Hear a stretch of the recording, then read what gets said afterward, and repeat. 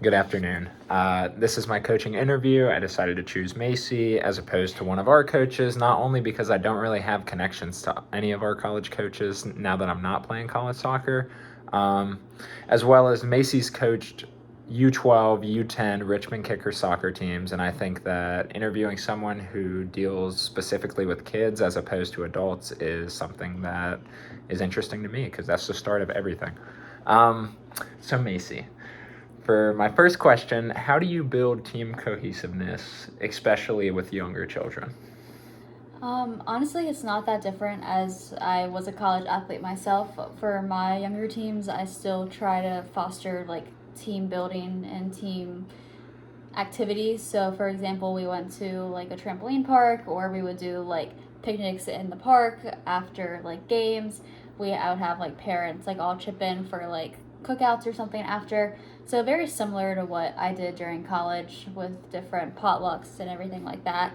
Just getting the kids to be able to like play around. Obviously, at this age, it's not the most serious, but we're still trying to build team culture so they can learn a foundation to then build on if they continue in competitive sports. Awesome. We're going to skip over number two because that kind of goes hand in hand. As a coach of a younger soccer team, she does have to designate the rules for those children because they're not old enough to do that themselves. Um, but yes. So for my next question, do you believe that group or collaborative work or exercises are beneficial to the coaching environment versus independent learning? I definitely think for this young age, because a lot of times these kids are they're taught in classrooms to kind of work in groups anyway in school. So being able to transition that to sports and having kids that are 9, 10, 11 years old, being able to learn how to work together is super important to then build on in the future, especially if they continue with soccer because it's all about teamwork. But also being able to learn and grow on their own. So a lot of times I would assign almost like homework to the kids. So I would tell them to get in 50 juggles at home or 50 toe touches at home and get their parents to video it, send it to me just so that way I know that they're able to grow and work by themselves as well as during practices with their teammates. Awesome. How do you define success as a coach? I know it's different in children rather than in college. I think in college, accolades and wins and titles are what coaches most likely strive for. But what do you define success in such a young age group? I think for 9, 10 year olds, how I find myself to be successful in my coaching abilities and success for my team would be how much they've grown from the beginning of the season to the end of the season. Because a lot of times, like U10, U11, U12, that's the first time they're playing true competitive soccer. A lot of times they're just playing rec or like pickup soccer before then. So being able to actually teach them the fundamentals and watch from the beginning of the season where they might have not been able to connect a clean pass to the end of the season where they're connecting a few passes and also just enjoying it. As a college athlete, I understand how serious burnout can be, and it honestly starts from a young age, being held to too high of a standard at a young age and not being able to just enjoy the sport. So, fostering a fun, athletic, but competitive culture would be another way that I would define success for my individual teams. Very well said. For my next question, once again, I know it's a little different. I feel like the conflicts in college sports or high school sports is different to that in youth sports. But how would you handle spectators, parents, or coaches from the opposing team when there's a conflict?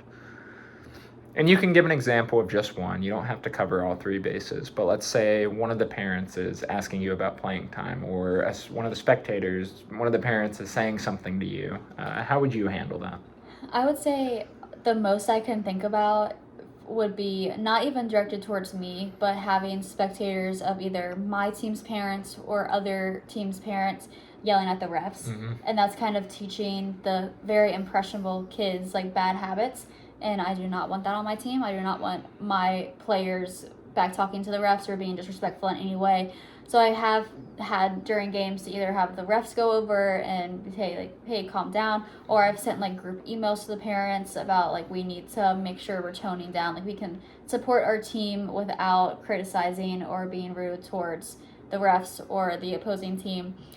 And I have had some parents, particularly parents who have played like competitive soccer, come up and ask about like their kids' progression, all that, and that's when I go back to burnout starting at a young age, having parents that are too critical over their young children, especially at 10 years old. Like, it's hard for a child to learn these like fundamental skills if they're having like increasing pressure at home to master these skills before it's normal. Once again, very well said. And going back to burnout, the next question does touch on that a little bit, as well as mental health. I know, like you said, children at that age are extremely impressionable. So seeing different things or hearing different things can kind of alter how they see those things. So my question is, how do you take care of your players' mental health and or burnout amongst your athlete? I know you kind of touched on it. You can reiterate kind of what you said. I also think it's increasingly important right now to get children into team sports, because if you compare it to when I was first playing team sports, like that was kind of normal, whereas nowadays a lot of kids are more isolated, they're more inside, video games more popular. So there are some kids that do not want to be out there, like their parents have forced them out there. So trying to handle that as well as increasing pressure from other teammates, that's why I said at the end of the day, like I would define my success as creating like a fun but competitive environment that gets kids active, gets kids learning how to work in a team, learning how to collaborate, staying healthy, teaching them proper nutrition, proper exercise, and just not putting too much pressure to win. Obviously, you want to win, but at U9, U10, U12, like that's not the ultimate goal. Like I would be completely fine having a losing season as long as my players come out like wanting to play next season. 100%. This doesn't really apply, so we're kind of going to switch it up a little bit. I know for the interview we talked about college. And in kids this young, I mean, yes, their schoolwork does matter. And like you said, being extremely impressionable at this age, what they do in school now are kind of going to build those habits in the future, going into high school and college. So instead of asking what are your beliefs in academics versus athletics, have you ever had to have that talk with a player? If let's say they were doing bad in school and their parents were kind of holding an ultimatum saying, if you don't get your grades up, we're going to take you off the soccer team. Have you ever had to deal with an issue like that? There's been one or two times where a parent has approached me that the homework that's being assigned at night between after like late night practices, and she was a single mom, so having to balance like multiple kids, getting them places and trying to figure out timing to get like all three of her kids to get to practices, then get home, make dinner, do homework, and she just wasn't sure if she was going to be able to allow her son to continue playing because he's the youngest in the family. He was like in the least competitive like age group. So I just tried to work out, like I coordinated with other parents, like possibly helping with like carpooling, all of that. I know it's not exactly answering the question, No. but I've never been approached directly about like academics, but I can say from like college athletics experience, no, it's not the exact same. But since I was a team captain, I felt like I was like a mini coach sometimes. Like Mike would always make the captains address his team for academics, like making sure everything's up, like holding everyone to the highest standard possible. And that's why women's soccer had the highest GPA my junior year, I think. Again, that kind of did not answer your question at all. No, but it's like I said previously, it's obviously the questions and the answers are going to be a little bit different because it's such a drastic difference in age. We're talking about 6 to 10 years here. So it says 8 to 10 are my own questions. While I did say the questions were going to be a little different, I would say one of the questions I have is I know you've done coaching now and kind of in the past as like to help out with the program. Could you see yourself coaching a youth team maybe in like 5 to 10 years from now? I know you're looking at healthcare and your schedule is going to be busy, but if you had the free time and your child was playing a sport, would you go back to coaching? I definitely would. Like I coached previously, I'm done coaching now. But if like my child was involved, I would like to be involved with coaching. But I also don't know, like I already talked about the parents that kind of held too high of standards, and I'm very competitive, so I wouldn't want to accidentally fall into the habits that I've witnessed other parents fall into the habits of, where it's like putting this unnecessary pressure on your child to grow up and be the next like Trinity Rodman, like D1 soccer player. Like, that's not realistic, and I would never want to put that pressure on my kid after I've just preached for 10 minutes about that pressure. So we would see if I have time, and maybe it's not even a sport I know, but I can still be involved. Another question I have for my ninth question is, what would you say to a child, specifically, not even their parents, take their parents out of the equation. If a child came up to you, let's say he's 11 years old, and he just hasn't been doing great in soccer, his performances haven't been great, but he wants to practice and he wants to learn, and he's getting extremely discouraged, kind of talking about not necessarily burnout, but just loss in confidence, what could you say that could instill a little bit of confidence into the child at such an impressionable age? I would probably just talk about my own experiences. Like, I didn't fully like hit my stride with soccer until I was maybe like a junior and senior in college. Like, I was never a starter through middle school or beginning years of high school. I always kind of struggled, and then I had to put in, I feel like, more work than other people on my team who are kind of like naturally gifted. But then once I was starting to work on my own, master my own skills, I went from like not starting to starting, and then committing to playing college, and then ended up as a captain on my college team. And it was never easy for me. Like, I never felt like I was like the star player on the team, but I was always like the consistent, like, positive person on the team. So maybe just telling that story to my player, and just how individual work effort can get you way further than someone with natural talents. Because if you want it more, you're going to end up achieving more. I agree. My last question, excuse me. I want to figure out the best way to say this. I'm just not sure how. I know at that age, kids are exploring a lot. They're trying different sports.